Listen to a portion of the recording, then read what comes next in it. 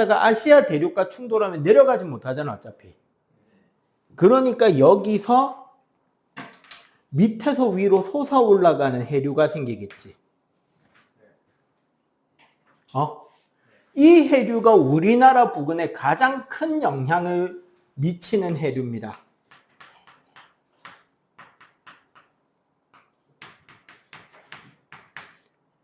쿠로시오 난류가 흐릅니다.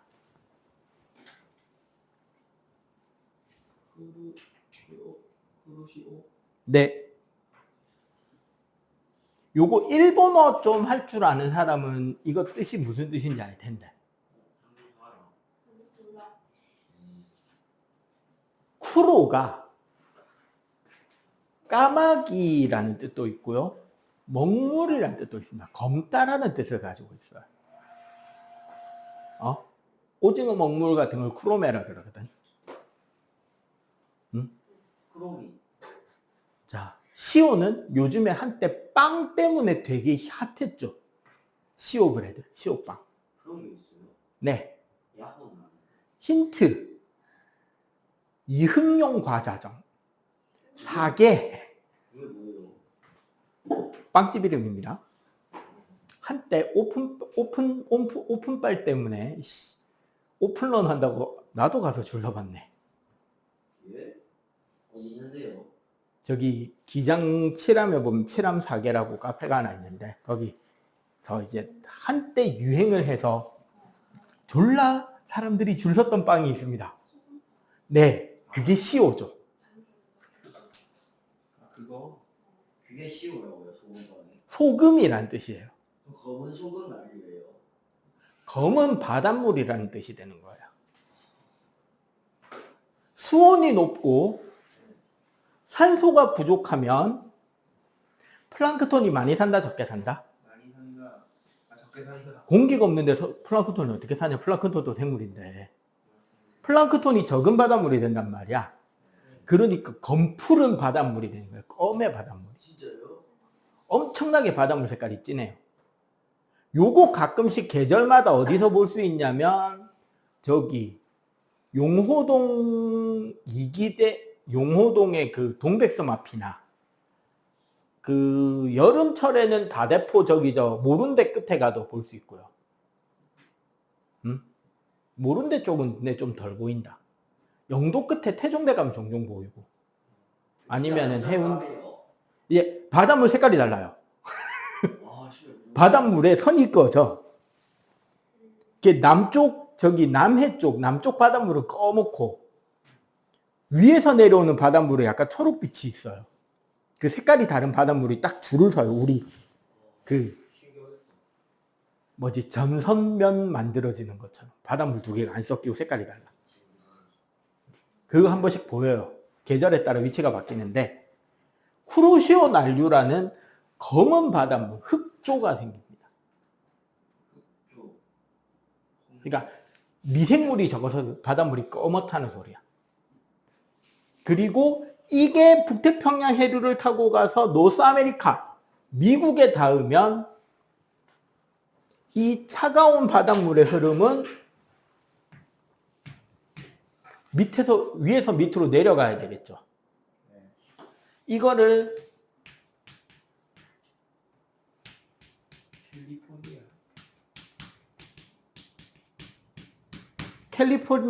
캘리포니아만 한류라 그럽니다.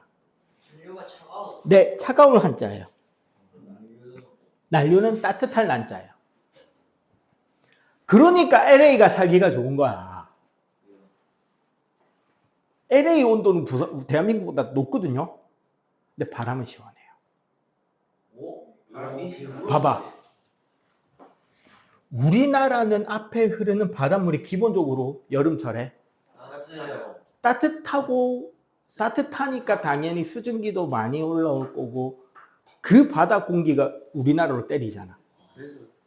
그래서 여름철 바닷바람이 눅눅하고 푹푹 찌는 바람이 그나마 그래도 바다니까 증발되니까 좀 덜 덥다는 거지만 기본적으로 습하고 찝찝하잖아.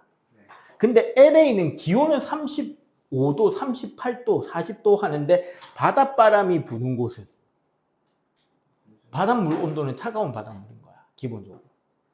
그러니까 바람은 선선해요. 기온에 비해. 그러니까 쾌적하지, 생활이. 와. 그러니까 기온이 높아서 더운 거 아니에요. 습도가 높아서 더운 거예요. 대한민국은. 특히 부산은. 그럼 폭염은 뭐예요? 그러니까 우리는 40도에 죽을 것 같았잖아. 38도, 40도 찍을 때. LA 지금 여러분들 궁금하면은 오늘 LA 기온 최대 기온 최고 기온 한번 찍어보세요. 부산 대한민국보다 더 더워요. 근데 LA는 사람들 살기 좋단 말이야. 기온으로 말하지 못하는 무언가가 있어요. 하기야 나도 필리핀 갔을 때 한겨울에 갔는데 기온이 26도, 28도. 네, 12월 달에 갔었거든요. 한 28도 아침 기온이 27도, 8도, 한 30도 대낮에 32도. 요즘 날씨죠? 딱 오늘 날씨쯤 됐어. 반팔 입고 반바지 입고 딱 돌아다니기만 하던데.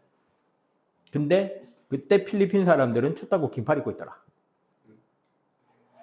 춥지! 걔네들 기준으로 28도니까 춥지. 걔네들은 한여름에 40도 넘는단 말이에요.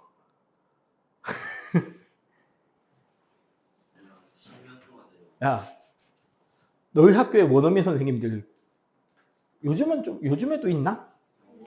영어 원어민 선생님들 계시지? 그 양반들이 10월, 11월까지 해운대 바닷가에 우통 다 까고 일광욕 한다? 남자쌤, 여자들은 보통 이제 그 쫄쫄이 탑만 입고. 왜? 우리나라 10월, 11월 날씨는 걔네들 기준으로 따뜻하거든. 영국 날씨 생각해봐. 훨씬 연간 계속 흐리고 연간 계속 비 많이 오고 그러다 보니까 유럽 애들은 날씨 좋으면 일광욕 하는 게 기본인 거예요. 원래 백인 피부가 제일 약하고 흑인 피부가 제일 튼튼한데. 근데 일광욕을 즐길 수밖에 없는 거야. 우리나라 가을 날씨 어때? 선선하고 날씨는 맑고 햇빛은 계속. 그러니까 그냥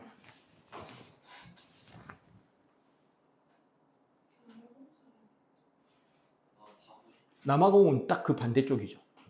여름과 겨울이 반대라고만 보면 돼. 남아공도 추울 땐 추워요. 야, 위도를 생각해봐. 남아공 밑에 뭐가 있는데? 남아공 밑에 바다가 있고 바다 건너가면 뭔데? 남극이에요. 아프리카라고. 우리가 알고 있는 그 사바나 정글만 있는 게 아니라고. 아프리카에 정글이 있어요? 나이지리아 이쪽은 정글이잖아요.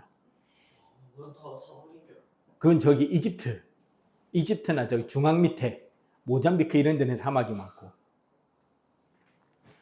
자, 여기 돌고 있는 여기를 아열대 순환이라고 합니다. 이 순환이. 아열대 순환? 네.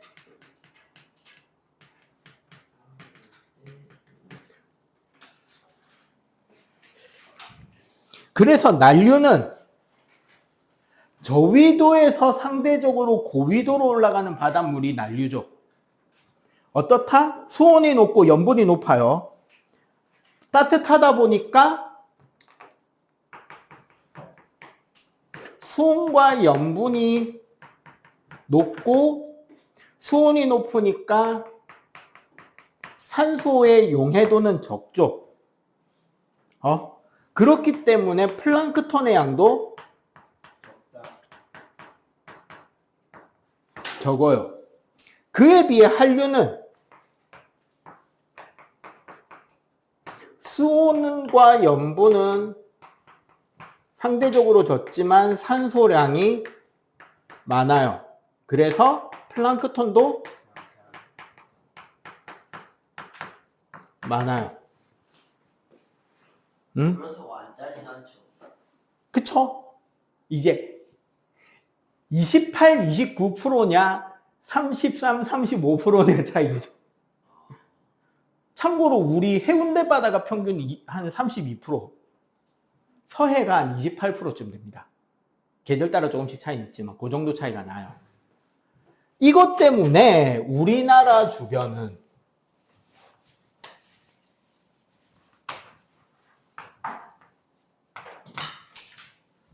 대충 일본 대충 기본적으로 쭉에서 일본 밑으로 지나가는 이 가장 큰 회류가 쿠로시오고요. 이게 갈라져서 우리나라 황해 한가운데를 치고 올라가는 게 황해난류.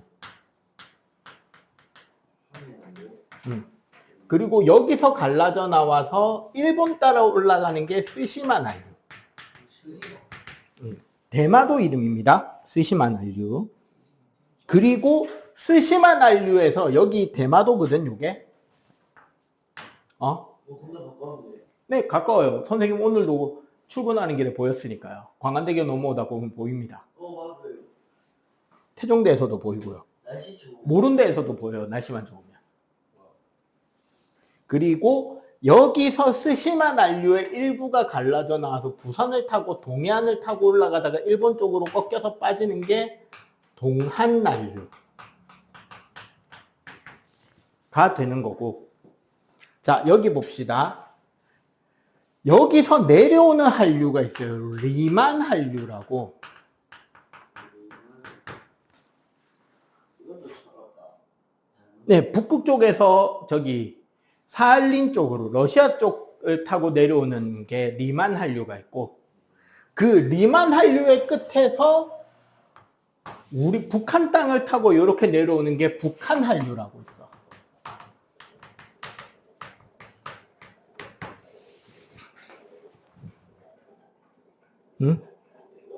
문제는 이겁니다. 북한 한류와 여기 동한 한류가 겹치는 여기. 굳이 따지자면 어디 부근? 울릉도 독도 부근이죠. 높게는 원산만부터 낮게는 포항 부근, 울진, 포항 요쯤까지. 울릉도 독도를 중심으로 하는 이 영역을 우리는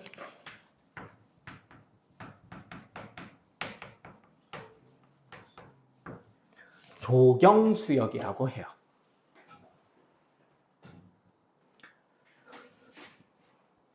저 조경수역이 제일 중요한 게 뭐냐면 찬물하고 따뜻한 바닷물이 섞이면 쉽게 말해서 우리 기단으로 따지면 뭐가 생긴다 저기에?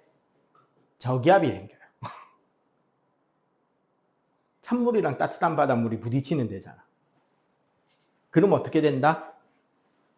바닷물에 급격한 상하 운동이 생기겠지. 찬물은 밑으로 깔아앉고 따뜻한 물은 위로 떠오르려고 하고, 그 와중에 바닷물이 섞이고 휘저어지고 하면서 바닥에 깔려 있어야 될 영양염료나 플랑크톤 혹은 얘네들의 시체들이 있었을 거 아니야. 미네랄 많은 것들. 걔네들이 솟구쳐 오릅니다. 이걸 용승이라 그래요. 플랑크톤이 뭐예요? 미생물들. 바다 속에서 사는 되게 작은 미생물들이에요. 여러분들이 먹는 새우젓 할 때 쓰는 새우보다도 더 작은 크릴, 더 작은 미세한 새우 비슷한 그런 갑각류부터 시작해서. 그럼 왜 이런 것들이 바닥 밑바닥에 깔려 있던 것들이 솟아오르잖아. 그러면 그 아주 작은 미생물을 잡아먹는 개보다 조금 더 큰 미생물들이나 작은 소형 새우류나 이런 애들이 살겠지? 그리고 걔네들을 잡아먹는 작은 물고기들이 있겠죠. 응? 뭐 멸치, 정어리, 꽁치 이런 애들. 그리고 그런 작은 물고기를 잡아먹는 좀 더 큰 놈들이 있겠지. 뭐 고등어, 삼치, 참치 이런 애들. 그러면서 작은 어류부터 큰 어류까지 다 몰리는 거야, 그 자리에. 그리고 여기에는 따뜻한 바닷물과 찬 바닷물을 타고 오는 물고기들이 다 섞이겠죠. 왜? 먹이 풍부하잖아. 먹이가 풍부하고 수온도 적당하기 때문에 많은 물고기들이 저기서 뭐를 한다? 산란을 합니다. 많은 물고기들이 저기서 산란을 하고, 그러면 당연히 저기는 어떻게 된다? 매우 좋은 어장이 되겠죠. 맞지? 이제 가장 안타까운 거는 지구가 점점 따뜻해져 간다는 거예요. 저 조경수역의 위치가 옛날보다 더 북쪽에서 형성이 됩니다. 이제 우리에게 이득은 없겠다. 거기는 북한 바다죠. 그러니까 요즘에 중국 애들이 북한 쪽에 허가하고 들어가서 거기서 어업하는 사람 그 애들이 되게 많다는 거예요. 중국 배나 러시아 배들이. 이게 요즘에 여러분들 대한민국에서 가장 비싼 물고기가 뭔지 알아요? 바다에 사는 물고기 중에 제일 비싼 거? 아니요. 상어. 명태요. 키로당 단가가 제일 비쌉니다. 살아있는 명태 한 마리 50만 원에서 100만 원입니다. 예. 죽어 있는 거예요. 죽은 거 하는데. 왜요? 무슨? 우리나라 수산청에서 명태를 살려서 얘네들을 어떻게 하고 싶어? 정급 안 되면 양식이라도 하고 싶어 하는 거야. 현재 우리가 먹고 있는 모든 명태는 한국산이 아니거든요, 이제. 동해안에 더 이상 명태는 없어요. 1도 없어요, 진짜. 최근에 거의 안 발견되고 있으니까. 그래서 말했잖아. 살아있는 거 한 마리 50만 원이니까 명태 1kg도 안 하는데. 맛있어요, 이거? 명태가 없어지는 게 문제인 거예요. 왜냐하면 대한민국의 물고기 중에 명태만큼 이름 많은 것도 없거든요. 자, 명태를 모양 그대로 얼리면 동태, 살아있는 거를 생태, 얘를 말리면 북어. 네, 그 북어국 할 때 북어. 반쯤 말리면 코다리. 코다리 강정. 코다리 강정할 때 그 코다리가 명태 반 말린 명태를 말해요. 그리고 얘를 반으로 잘라서 이렇게 펴서 말리는데 얘네들이 잘 마르면 노랗게 마르거든. 그게 황태. 황태를 가공하다가 여러 가지 온도가 안 맞거나 기후가 안 맞거나 해서 색깔이 약간 안 좋게 변해서 거무튀튀하게 변하면 먹태. 그리고 이 명태의 새끼를 잡아서 말려서 구워 먹는 안주의 이름을 노가리. 명태의 알을 빼서 그 젓갈로 만든 게 명란젓. 명태 창자를 뽑아서 그 젓갈을 담근 게 창란젓.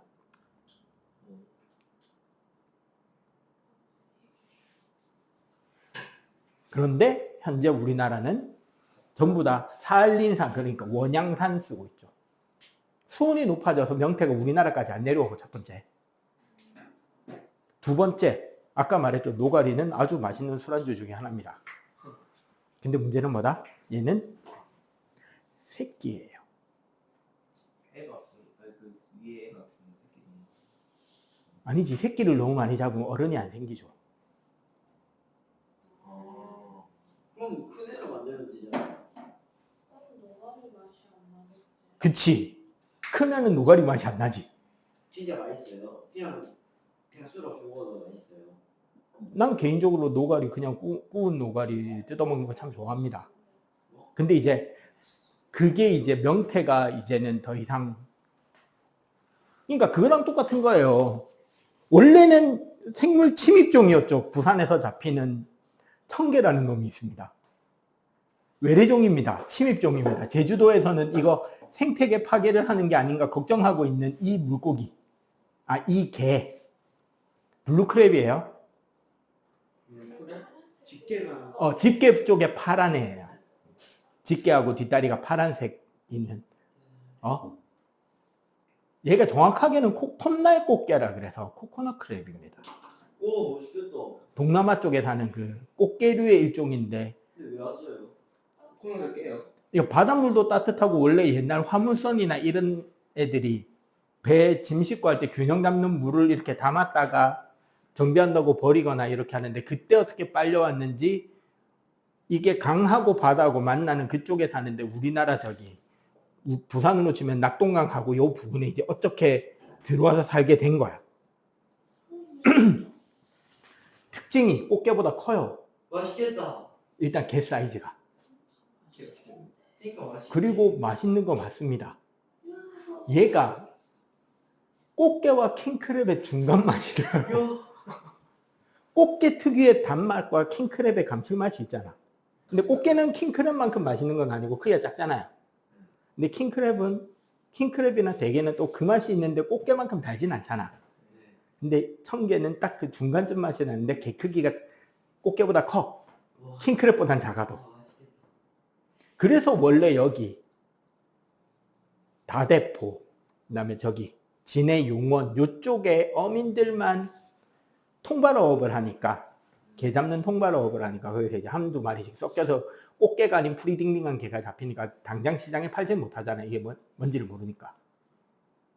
그래갖고 그냥 그 어민들끼리 몰래 이제 자기네들끼리 이제 잡다한 다른 게니까, 상품으로 안 쓰는 게니까 잡아서 그냥 이제 쪄먹고 뭐 국 끓여 먹고 하다가 이제 맛있는 게 돼서 아르마르 많은 사람한테만 팔고 이러다가 이제 소문이 나서 외래 유입종인데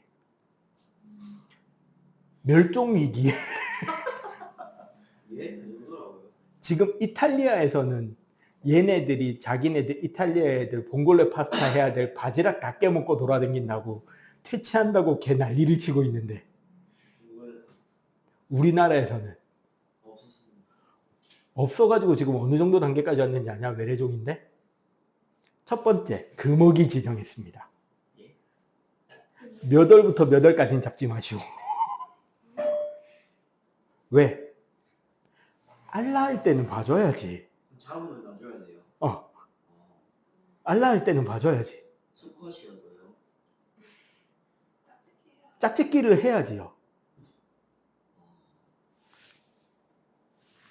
그리고 두 번째, 일정 크기보다 안 되는 애들은 풀어주기로. 작은 거 잡지 말기. 그치, 키워서 먹어야 되니까. 셋째, 그러고도 부족해서. 그러니까 금지체장도 하고 금어기도 설정했는데 그러고도 부족해서 동남아에 가서 새끼를 사옵니다. 유어나 치어 상태의 그 개를 사옵니다. 그래서 키워서 풀어주고 있어요. 아, 외래종이. 외래종을 직접 들고 외래종은 직접 구해와서 풀어주고 있어요. 그리고 부산 특산물로 이름까지 붙여졌어요. 부산 청개. 큰 입 했을 거예요. 다른 나라나 다른 동네는 퇴치한다고 난리를 치고 있는데 우리나라는 수입해다가.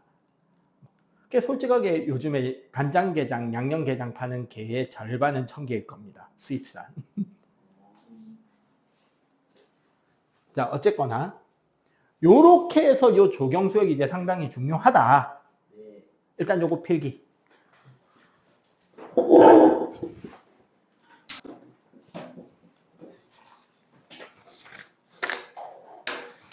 자, 심층순환.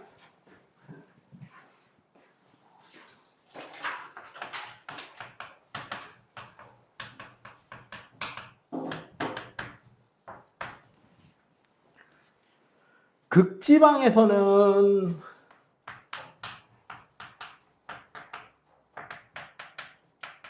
표층 해류가 심층으로 가라앉고요. 그리고 이게 몇몇 군데 심층으로 가라앉는 바닷물이 생기고 이게 심층에서 바다 전체를 이동하는 천천히 흐르는 커다란 흐름이 있습니다. 이게 상승하는 곳이 어디 있는지 자세히 봐봐봐. 심층수가 상승하는 곳. 아니, 대서양에서 표층수가 심층수로 가라앉고 심층수가 표층수로 떠오르는 데가 저기 알래스카 밑에죠.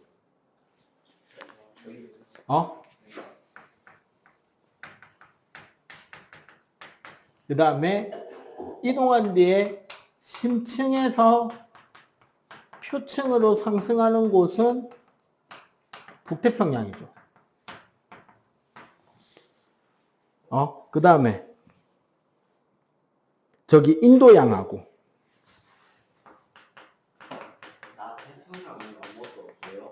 남태평양은 그냥 이동하잖아요. 심층수가.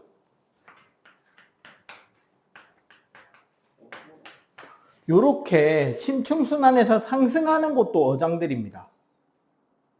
보통 우리 뭐 킹크랩이나 이런 것들 시베리아산, 알래스카산 하는 데가 저기예요. 생물들이 바다를 이렇게 바다 흐를 해를 때문에 움직이는 거예요. 해류도 타고 다니고 자기도 스스로 움직여 다니고 자기한테 적합한 수온이라던가 먹이 환경이라던가. 근데 이제 간혹 그런 거 있어요. 원래 우리나라에 살면 안 되는 어류들이 있거든.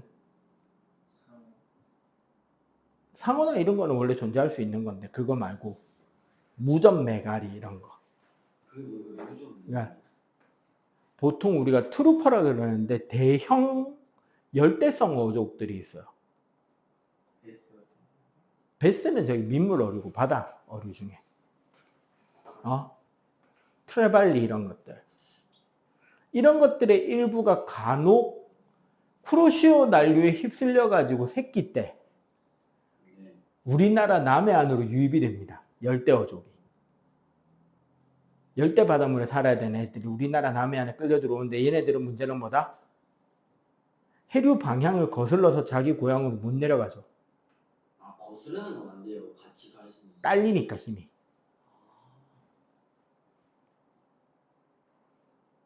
그럼 어떻게 된다? 우리나라에 와서 조금 살다가 그해 겨울에 얼어 죽어요. 그러니까 수온을 못 버티고 죽어요. 먹이도 없고 하죠. 그런 건 상관없는 거 아니에요? 어차피 죽죠. 네, 어차피 죽는데 이제 걔네들 그렇게 해서 올라오는 애들이 간혹 있다는 거지. 자, 이렇게 표층이나 심층의 순환을 통해서 이동하고 이 순환이 뭐와 연결된다?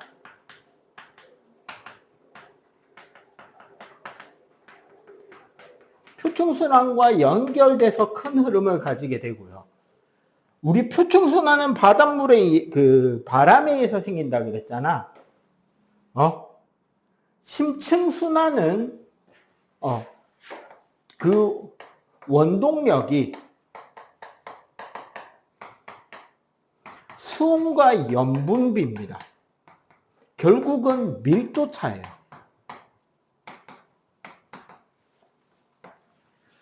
해수의 밀도 차이에 의해서 무거워진 해류가 가라앉고 상대적으로 가벼워지면 떠오르고 하면서 천천히 순환을 하게 되고 표층순환과 심층순환이 합쳐져서 결국 어디서 어떻게? 적도 부근의 열 에너지가 어디로? 양쪽 극으로 이동을 하게 된다는 거지. 그럼 그거로 이동하면 어떻게 돼요? 그거 이동하니까 지구가 안정을 가지고 있는 거야. 문제는 이제 여러분들 통합과학 가면 배우는데 엘니뇨나 라니냐 같은 기상이변들이 생기는 게 있어요. 지금 작년 올해가 엘니뇨가 되게 셌습니다. 저기 남태평양 쪽에서 생기는 무역풍이 약해질 때 일어나는 기상변화를 엘니뇨라 그러거든요. 그러니까 원래는 무역풍이 충분히 세기가 세서 호주 쪽에 충분한 비가 와야 되고 저기 칠레 쪽은 적당히 선선해야 돼. 바닷물이 잘 돌아야 되고. 근데 이게 작년 올해 좀 덜 일어났어요. 그래서 호주가 가뭄이 일어났고 칠레 쪽에 홍수가 좀 났고요. 근데 이게 그 동네에서만 기후 영향을 미치는 게 아니라 그 밸런스의 붕괴가 전 지구적으로 퍼져버리는 거예요. 그것 때문에 우리나라는 몇 년째 태풍이 제대로 우리나라 쪽으로 오진 않았죠. 그게 오히려 좋은 거 아니에요? 그 덕분에 몇 년째 졸라 더웠죠. 그것도 하긴 한데. 근데 와도 문제가. 그리고 그 여파로 지금 거제, 남해 이쪽으로 엄청나게 비 많이 왔지.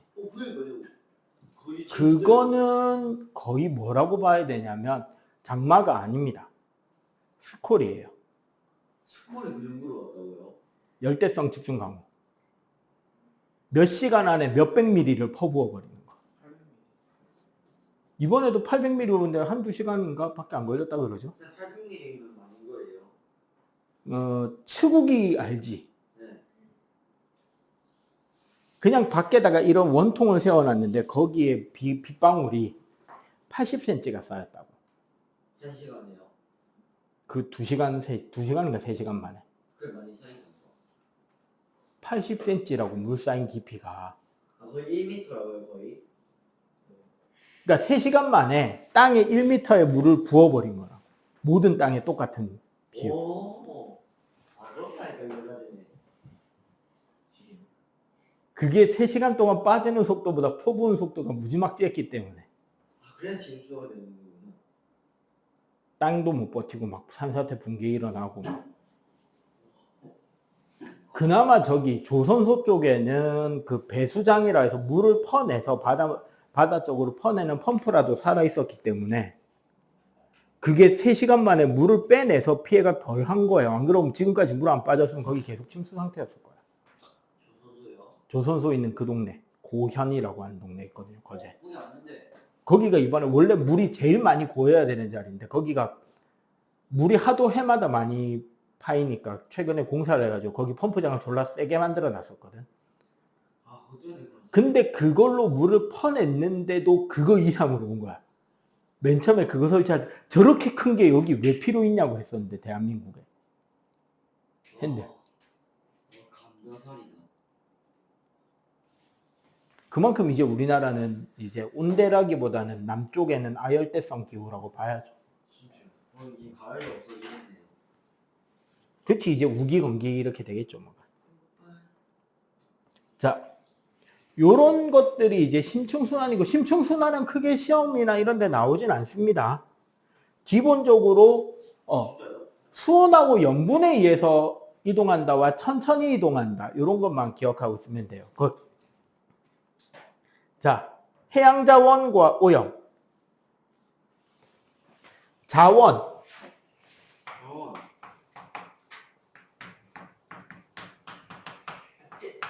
근데 바다에도 석유가 있어요. 어? 바다에도 석유가 있어요. 우리가 생활하고 활동하는데 도움이 되는 모든 걸 우리는 자원이라고 부르죠. 자, 일단 생물. 소위 말하는 수산물들이죠. 네. 어패류와 해조류. 석유가 물고기예요.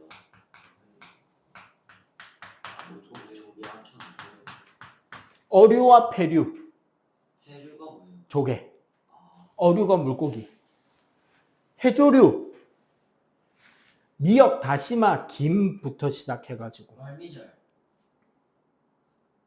말미잘을 해조류라고 불러야 되나 걔네들은. 조금 다르죠. 물에서 있는 것만 하는 거구나. 아니 말미잘 먹긴 하잖아요. 진짜요?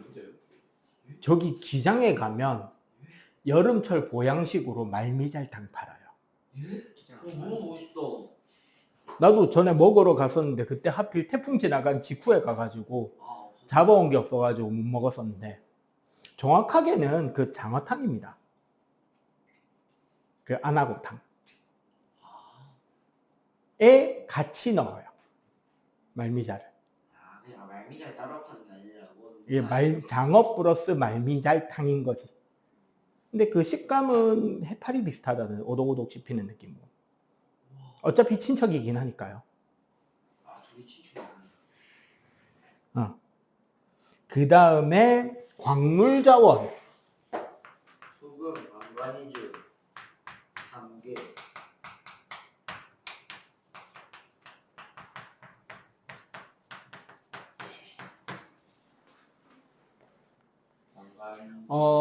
망가니즈 단계라는 거는 보통 이제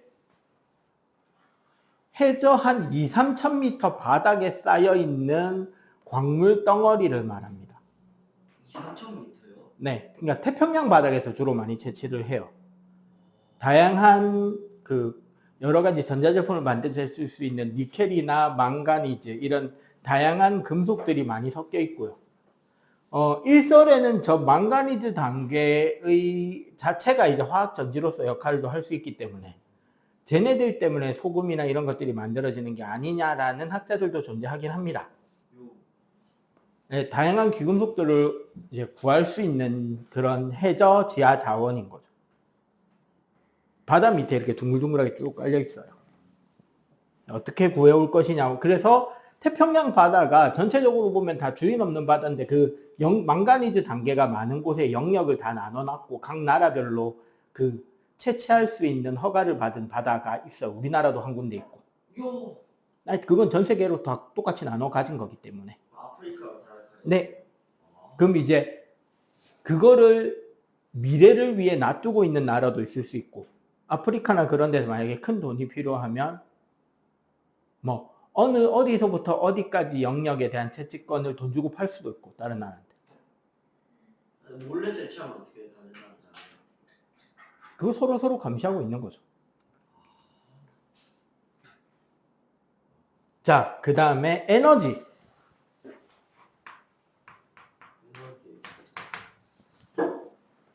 밀물, 썰물, 그리고 사들 조력, 조류, 파력. 자, 그 바다에 살 수 있는 3대 발전인데요. 바닷물로 하는. 조력 발전이란 조수 간만에 참 조수 간만의 차이를 이용해서 발전하는 게 조력 발전이고요. 조류 발전은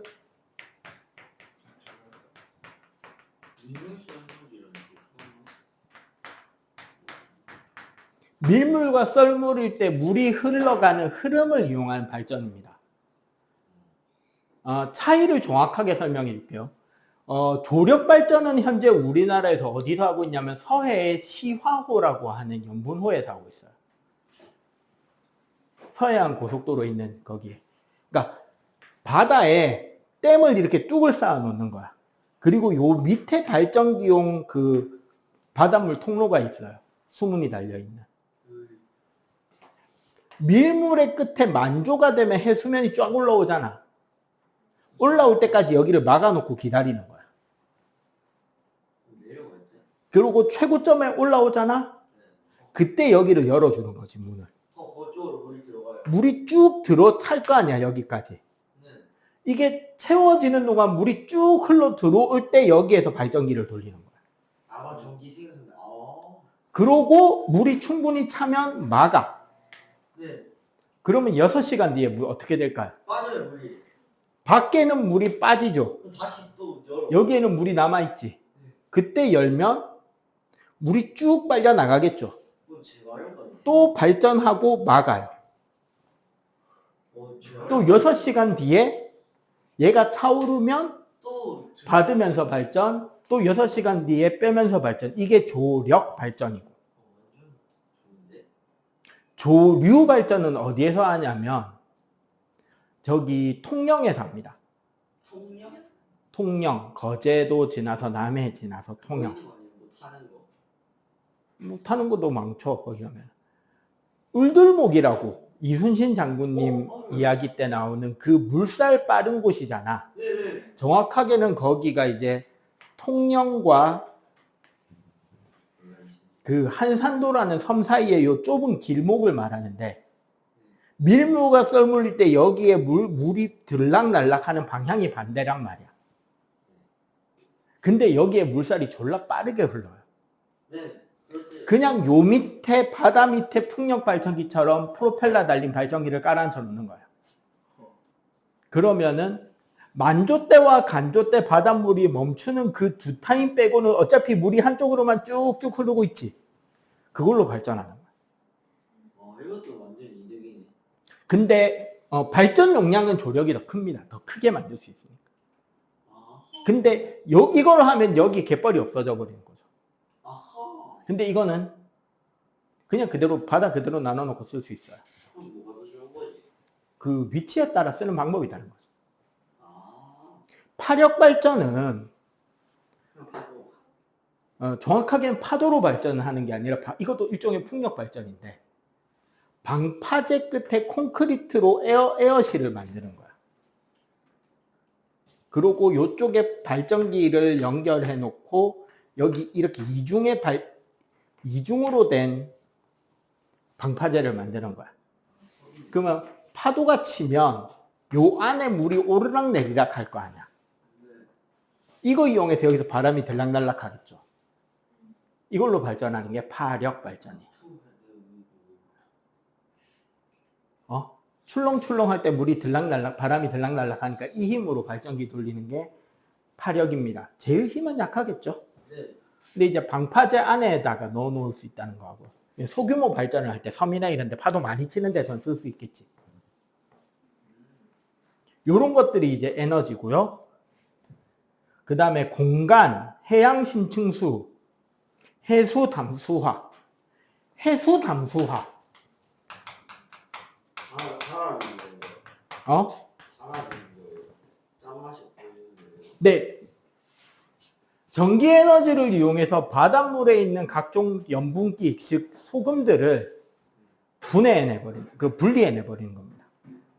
물에서 제거해서 민물로 만드는 거예요.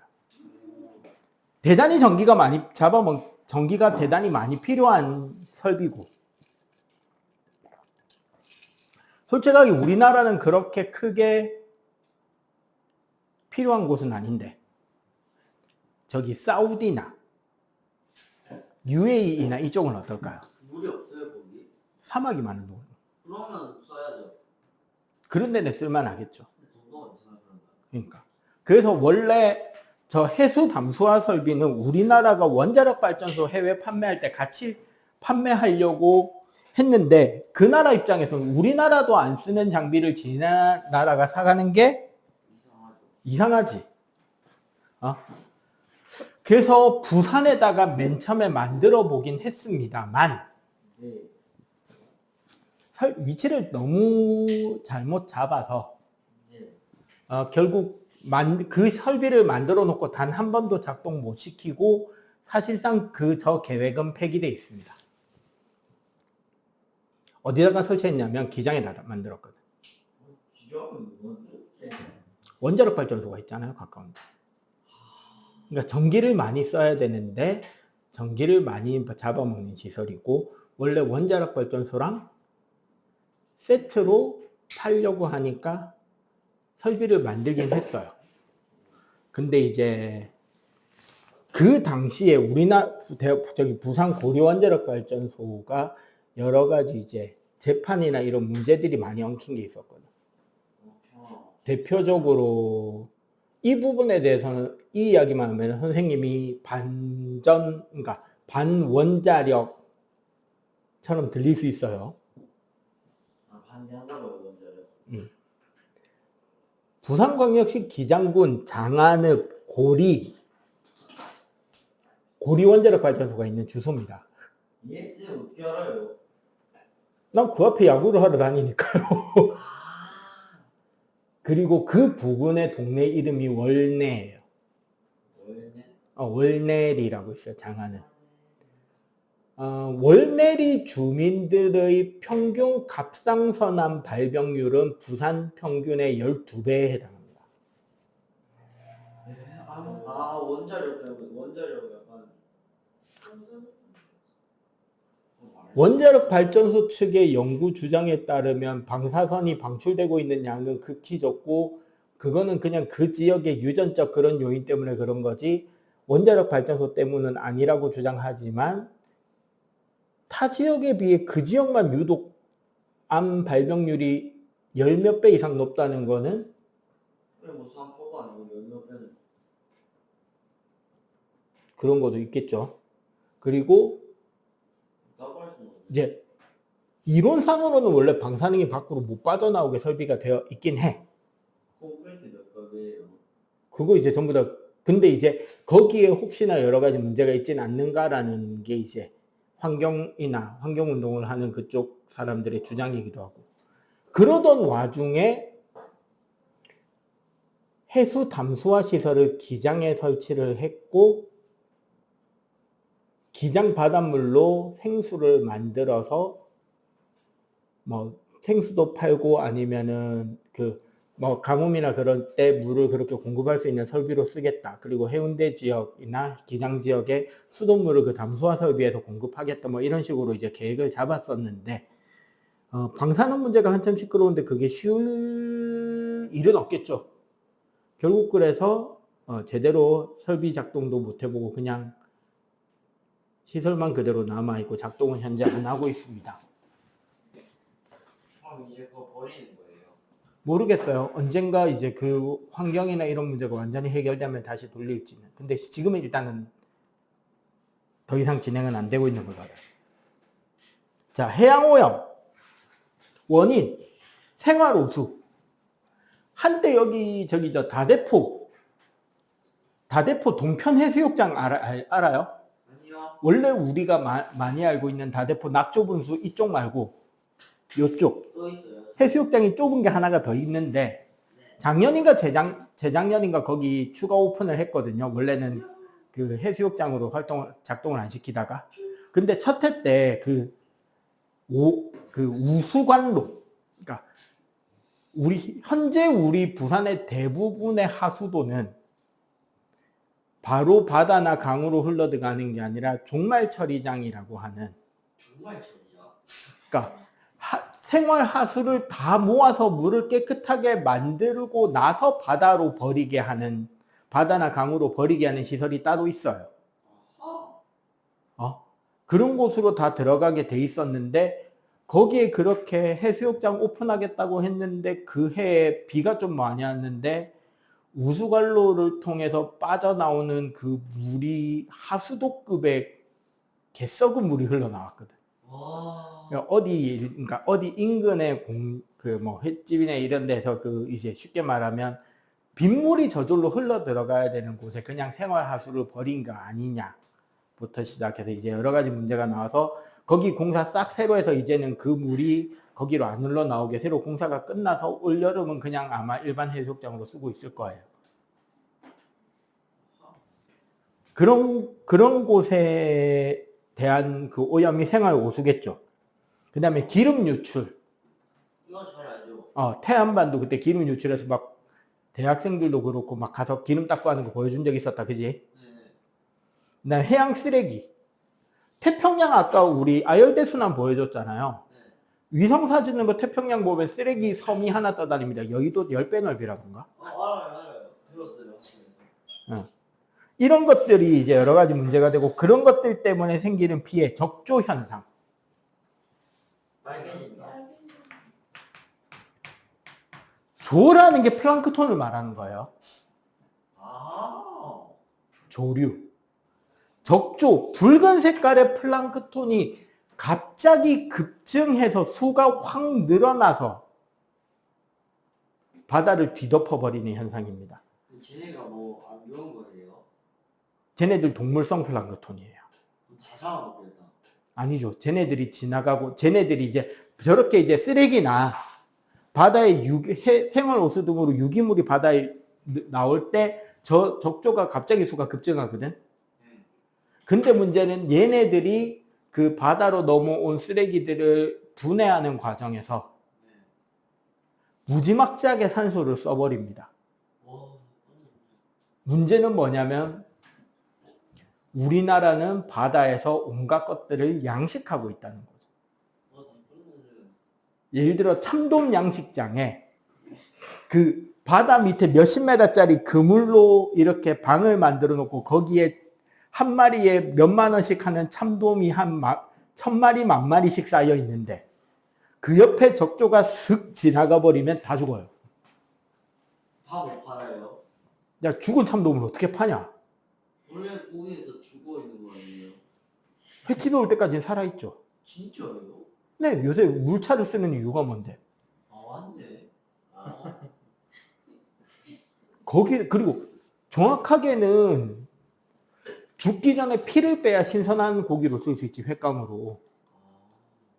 근데 이미 죽은 놈의 몸에서는 피가 안 빠진단 말이에요, 잘.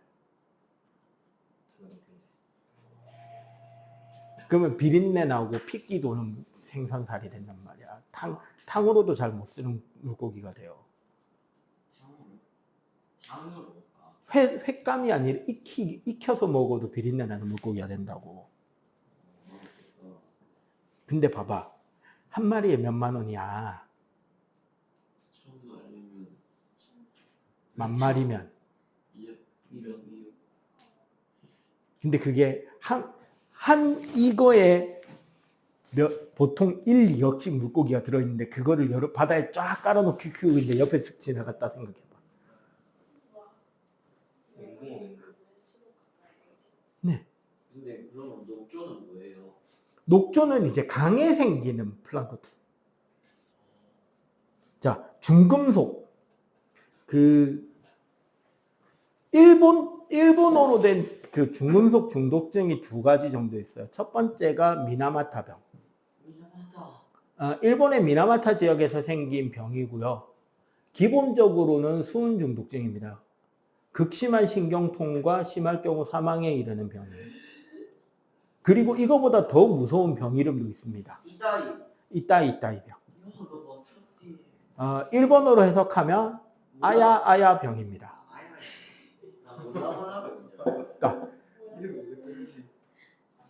그러니까 외국에서 의사가 그 지역에 가서 지금 증상이나 이런 것들을 물어보는데 모든 환자가 할 수 있는 말이 아파요 밖에 없었던 거예요. 아, 그래서 이따이. 네, 그래서 병 이름이 이따이 병이에요. 이거 뭐 고치지 않네요. 카드뮴 중독증이고요. 그게 뭐지?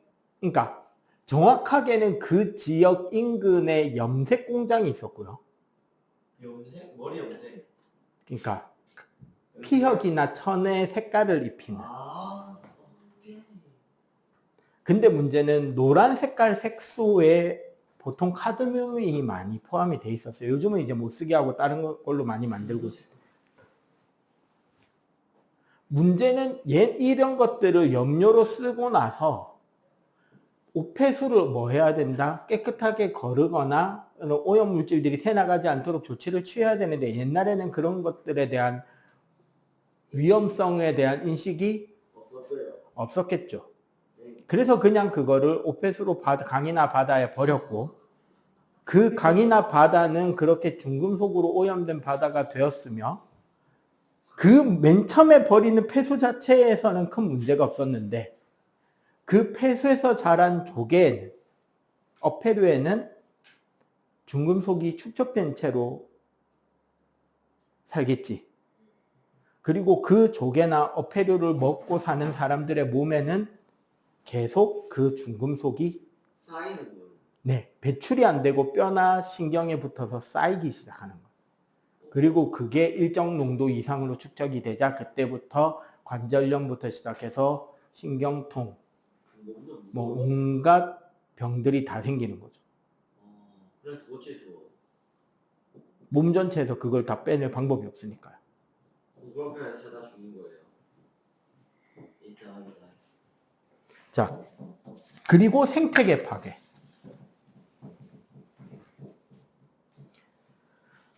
당연히 환경이 그렇게 망가지면 생물들은 제대로 못 살겠죠. 네. 그걸 막기 위한 대책으로 첫 번째 하수 처리 시설을 건설하고 가장 대표적으로 이게 이제 좀 잘 된 게 이쪽 낙동강 유역보다는 선생님 동네 해운대. 요즘에 해달 수달 목격 사례가 점점 늘고 있습니다. 해운대에서요? 어저께 용호동 앞에서 수달이 헤엄치고 있는 거 발견돼가지고 사진 찍혀 올라왔고요. 수영강과 저기 온천천에서는 수달이 올라와서 물고기 잡거나 그 붕장어 잡아가지고 뜯어먹는 것도 찍힌 적이 있었고요. 인스타 뒤져보면 인스타에 부산 수달 딱 검색해보면 동영상 우글 올라옵니다. 서울 쪽에서도 좀 많이 찍혔고요. 탄천이 쪽으로도. 해달은요? 그러니까 원래 바다에 사면 해달, 강에 사면 수달이거든. 좀 생김새도 좀 다르고. 근데 해달은 진짜 바다에서 조개 깨고 먹어요. 배 붕붕 해달. 예, 수달은 이제 물고기를 잡아서 좀 지가 뜯어먹는 류에 가깝고. 그러니까 조개를 들고 있는 조개를 뺏으면 내 거 가져가면 안 되는데 하고 멍하니 쳐다볼 것 같이 생겼으면 해달이고. 그치? 들고 막 성질낼 것 같아. 들고 가면 할킬 것 같이 생긴 놈은 수달이고.